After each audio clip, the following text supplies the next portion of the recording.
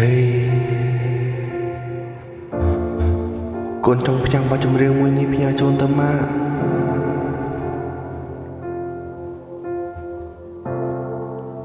សង្ឃឹមថាម៉ានឹងបានឮចម្រៀងមួយបទនេះ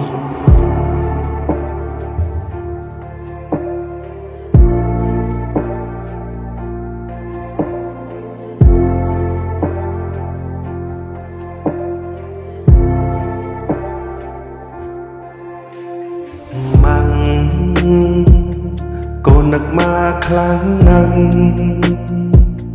កូននឹកមកខ្លាំងណាស់តើមកមានដឹងទេម៉ាំកូនចង់ជួបមុំណាស់កូនចង់អោបមកនឹងតើមកឲ្យកូនខេងបានទេ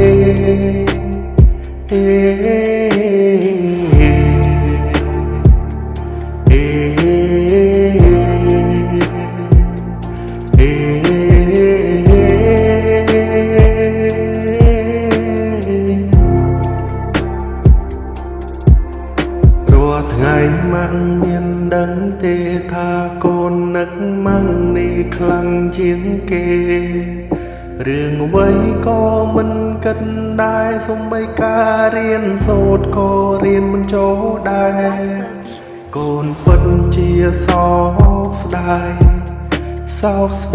អងមួយជីវិតដែលកូនមិនតន់បានសងគុណអ្នកម៉ាំងជាទីស្រឡាញ់ជាទីស្រឡាញ់កូនស្រឡាញ់ម៉ាក់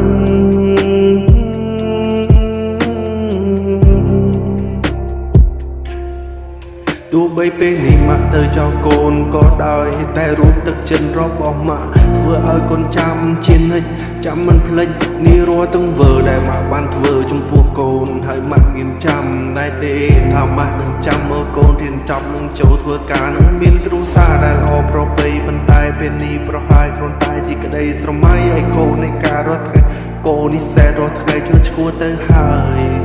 កូនសុំសួរមួយបានទេម៉ាក់ស្រឡាញ់កូនទេម៉ាំងអាណិតកូនទេអូ